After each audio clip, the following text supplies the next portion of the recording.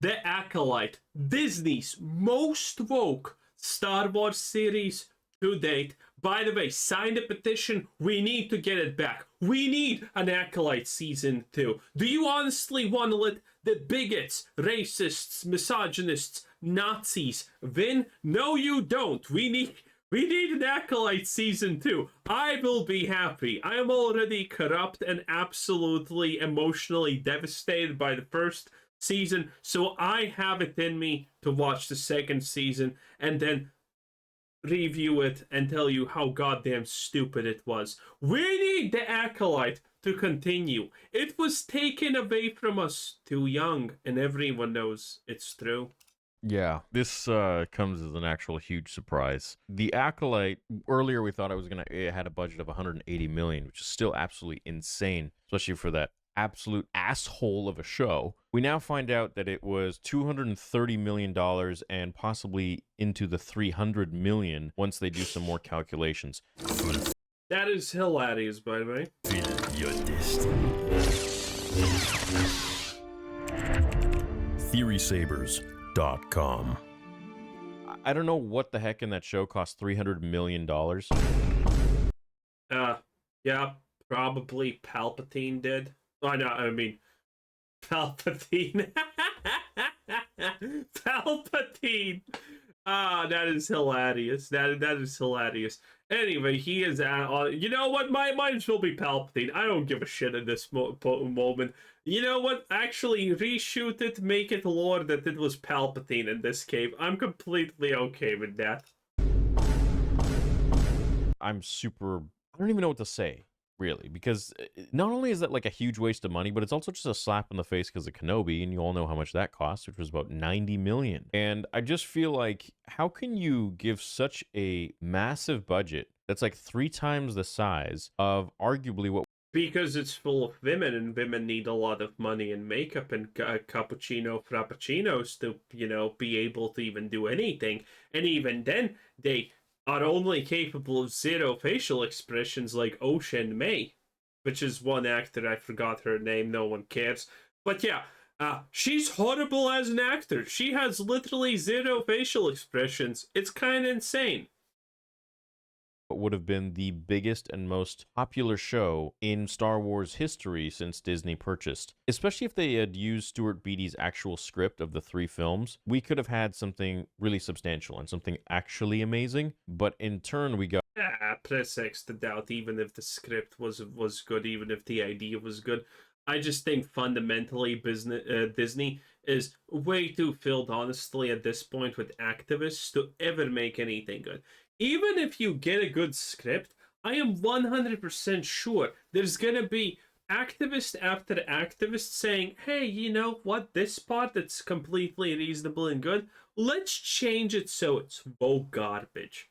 I honestly think there's no chance for any Star Wars series or movie to succeed nowadays, just because Disney is too embedded with activism. Got a really horrible script of the Kenobi. Oh, and by the way, it's not just the fact that Disney is too embedded with activism, and yeah, this is 10 out of 10 banger right there. It's not just the fact that they are too embedded with activism. It's the fact that there are people who are not activists in Disney, but who are afraid to speak out, because if they speak out, they're probably going to get fired sooner or later. Show written by Joby Harold and directed by Deborah Chow, who I feel like were very unfit for the project. They should have just taken Stuart Beattie's script and gone with that. But with The Acolyte, it now seems that it's almost 300 million, and reports are saying that once they do calculate all of the receipts, it will be into the 300s. Disney has revealed that its controversial Star Wars show, it's not controversial, dude. It was shit. Also, what's the difference? 300 million, 350, 405 billion? At this point, with how much in depth Disney is, what's one more billion? It's literally nothing. It's just a drop in the ocean of Disney's depth at this point. It doesn't matter. It was a horribly written show, and it didn't get renewed for a second season simply because of that. It was so bad that not enough people watched it. Came in over the production budget with it. Doesn't matter. Still sign the petition. We need to get the Acolyte back on track, boys. costs hitting It was great for making views. 230 million via Forbes. That's 50 million more than Dune 2. You can bet. There is no way Dune 2 cost less than, well, how overblown it is, I guess it does make sense. They needed to find flammable stone and campfires in space. That if The Acolyte was any good or had higher viewership numbers, then Disney would have never pulled the plug on it. It's as simple as that. They didn't even renew Kenobi, and that was 90 million, let alone The Acolyte, which was like 3 times that amount. The Acolyte was not as popular as Andor, which cost 250 million, and it certainly didn't come anywhere near numbers for The Mandalorian. Ever since its cancellation, we still haven't heard from Acolyte showrunner Leslie Headland. Does anyone actually care about The Mandalorian at this point? Does anyone care? Claimed to be a Star Wars superfan, but that wasn't enough of a reason for people to watch the show she created. The first episode had high numbers, but viewership kept free-falling as the season went along. This series disappeared from the Nielsen's charts after its 3rd episode. After we learned the rule of 2, several people should lose their jobs. How does a show go to be canceled cost that much? Well, as has been covered many times, Kathleen Kennedy has a death grip on Iger's weak little balls. The board are all useless puppets who never Weak little balls. Oh, man. will take... Oh my gosh, man. Everyday Disney shareholders have absolutely no power to stage an open revolt or sue the board for failing their fiduciary duty. So once again, George Lucas' life work is further... Dude, failing fiduciary duty is such a fucking meme. There's almost no shot you can ever sue a company for it. The only time it succeeded was with CDPR Red with the release of Cyberpunk 2076, because they just literally lied to the investors. They lied to like everyone, and it was clear on paper. That's the only situation pretty much where you can sue the board and the company for not doing their fiduciary duty. It's hilarious. It never works. Okay, and what happens? Disney shareholders, which I have a bunch of stocks, but Disney ain't one, chief, and there's a reason for that. The stockholders sue Disney for not doing fiduciary duty, and Disney's like, but what do you mean? Look at all the news coverage and everything. Woke is in fashion. And it's like, well, you know, they had the legit... Because being wrong at the end does not mean you broke fiduciary duty. If you have a reason why you went the way you did and the outcome was wrong, is not a breach of fiduciary duty. If they have a reasonable explanation why they decide to go full on woke, they just can claim all the media is reporting on Vogue being cool, the next big thing. All other companies are doing it. So we obviously just went with the trend. And there's nothing wrong with that. You can't sue them. It's impossible.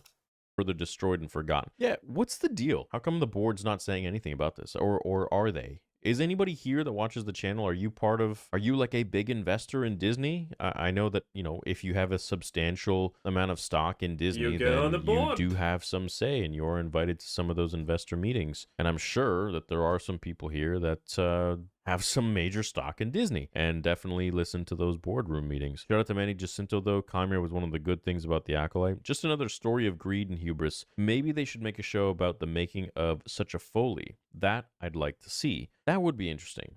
How do they take such a horrible idea? Well, actually, an interesting idea of The Acolyte. The Acolyte was an interesting idea. I was pretty interested in it once I heard about it for the first time years and years ago. I think it was 5+ years ago. And then inflate it into this weird shit show and charge almost $300 million, which probably is $300 million. Where does the money go? On this show, I could not see the money. At times, it looked like a CW production. Our sequences reshot multiple times because of lack of planning. Our producers skimming off the top. Yeah, you know, it kind of makes you wonder, where is all the money going? Are they doing reshoots? Are other things... Yeah, it seems like maybe it's just reshoots. Because that's a lot of money for a lot of nothing. Happening that we don't know about. This guy says, how so? It looked and was dreadful. It looked absolutely horrible. You see the scenes in the actual show, and it looks like a really just boring set, just bland, nothing going on. Yeah, I talk about the sets a lot. And the Acolyte has a very, very specific problem of nothing fucking making sense. And it's just... It just looks stupid. There's so many problems there. There's buttons on every wall, every centimeter, and they probably don't fucking do anything. There's a panel here, a panel there.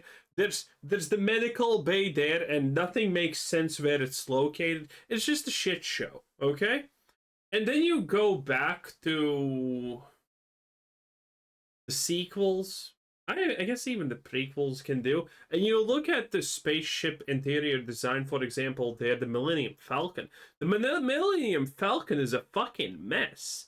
But it's a believable mess. It's a mess that you are like, oh yeah, there's a bunch of shit here, but I don't question it for some magical reason. But in the Acolyte on every scene, it was like, why? Why is this here? What's the point of this? In the background, there's nothing. It's desolate. It doesn't feel like Star Wars. There's just a freaking open field with a Wookiee when he was just fixing the ship. Like, what there seems like it's from another galaxy far, far away. And that was something that George always really tried to focus on, was that everything was meant to feel like it was from another time and another place. Yeah, everything just needs to make sense, or at least make you not question it. For example, this. Look at this. I don't know what the fuck this is supposed to honestly even be. Well, I know what it's supposed to technically be. It's from everyone's favorite high ground moments, right? But, you know, I see this and this kind of makes sense. I'm not questioning its existence. Unlike the Acolyte, where I would question all of its existence. Regardless of what planet you're on. And I feel like they fail to do that. Whenever you have something in Star Wars that makes you reminisce this place, Earth, and our time, you really gotta switch it up and change things around. So, you know, if there are screws, those screws have to look like freaking space screws. They gotta be something totally different than your typical Phillips head screws that we see at the hardware store or looking around your home. If you see any... Like, hell, any modern fan of the Acolyte or Disney even knows what a screw is. Anything that resembles today's world, it just takes you right out of it. And that's something that George and Ralph McQuarrie in particular really made sure that they created this whole other feeling, a whole other realm when you were watching the films, right? Like if you go back and you watch 1, 2, 3, 4, 5, 6, everything does feel like it's from a different world, a different time, a different galaxy. But if you watch the newer films, you feel closer to it. Maybe it's the technology, maybe it's the props used, maybe it's in the shows, some of the lack of Ralph McQuarrie. It's just stupid. For example, this is like a forest scene. Listen, you can literally see that this is a human-made forest because all the trees go like this, which means it's just planted in rows like this. This is not even a real forest. If you're thinking, why the fuck does this scene look off? It's because they're supposed to be in a forest, but this is a fake planted forest most likely. Or if this is CGI, they fucking couldn't even make it look like a real forest. Because it looks like it's human planted. With the rows and how everything works here. It's probably CGI. But the fact that you even fail fucking CGI and somehow magically manage to make a forest fail is insane. Shows some of the lack of Ralph McQuarrie, the lack of feeling of everything is just different. The architecture, everything has a different feeling in George Lucas's films. But nowadays, it's very akin to what we have going on here. Yeah, it's just not like a laughing fest now. Everyone's just laughing about this. So, I mean, look, Disney tax documents revealed total production costs for the Acolyte. It's crazy, dude. It's crazy how all this is just coming out. $22.5 million per episode. Wow. 172 million pounds. So they did 38 million Great British pounds in 2022, 134 million pounds in 2023, making for 172 million pounds, which is absolutely insane. Oh, I'm sorry. It's 28.75 million per episode. And even taking into account the historic exchange rate seen in September, Blue Stocking spending the still amounted 218 million, slightly better. Maybe the catering team chose to get Nando's on a couple of afternoons instead of defaulting to Fresh Better, but still not altogether great. And all of the spending was absolutely for nothing. And I think also it's a thing that they are overspending on pretty much everything. Because these companies, and most likely all the companies that supply some kind of basic necessity for Disney understand that they can just overcharge the fuck out of them because Disney's already bloated as it can be. So they're just all skimming off the top. Maybe this is literally just all the companies that work with Disney are like, hey, let's just charge them 3 times more because why not? They're gonna pay anyway, the dumbasses. And what does that teach them? I hope it teaches them that they need to hire some better writers, some more. Oh, Star Wars theory, you sweet poor summer child. They're not gonna learn anything from this. They're gonna double down, if anything. Imaginative and creative people that really give a damn about Star Wars, but also really understand the characters. Oh man, it's hearing his hopeful cope is so sad because it's not happening. Everyone knows it's sadly not happening.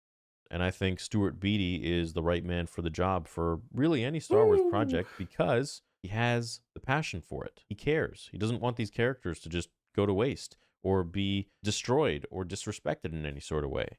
And I think when you're writing a Star Wars project, that's probably one of the most important things.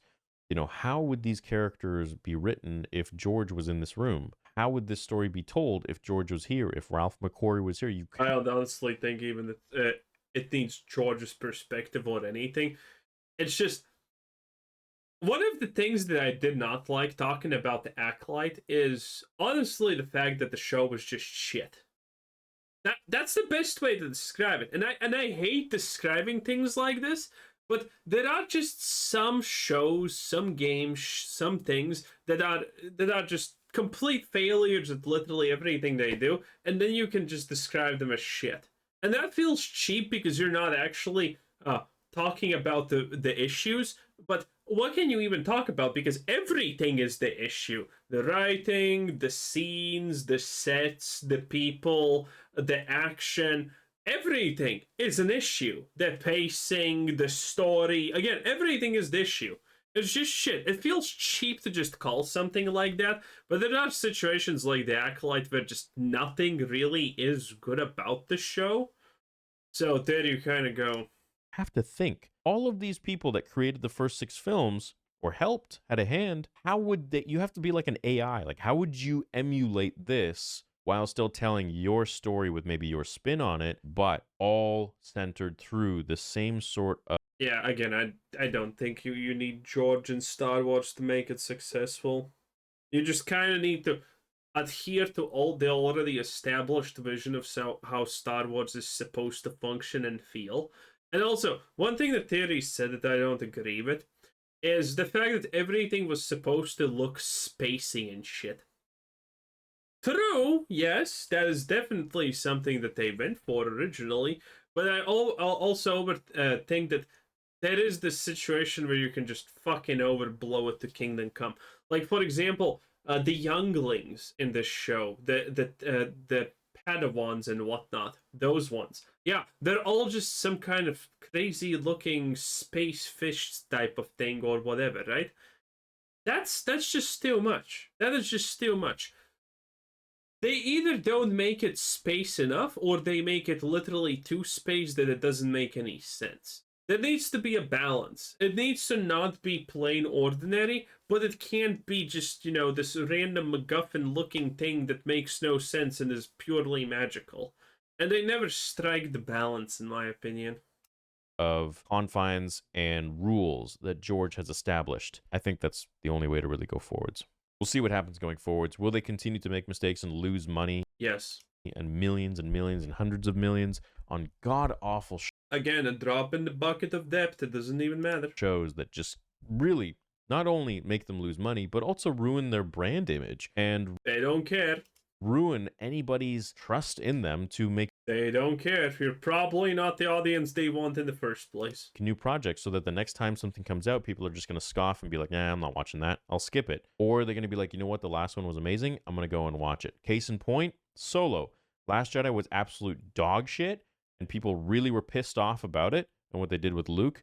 And so they didn't go and see Solo because they're like, nah, the last one was shit. But what about before The Last Jedi? Rogue One. People loved it. So they went and they saw The Last Jedi. Of course, because it was also continuation, but because Rogue... I don't trying to remember, was it Rogue One that I wanted to watch, or Solo? No, I didn't watch Solo because it was literally just a gay version of him, and that's pretty much kind of it. I think I tried to watch Rogue One and I gave up in the first 5 minutes because it was just so fucking boring and lame. Is Rogue One the one that starts with a Star Destroyer for some reason in literal fucking, you know, stone's throw distance away from some rando village in the middle of nowhere? Rogue One was great, and we saw Vader. Oh my god, what are they going to do with Luke now? So make better decisions, hire better people, passionate people, people who actually have watched Star Wars, and... Well, anyway, I think that's it. And that was Star Wars Theory, 10 out of 10. Have a nice day. Bye-bye.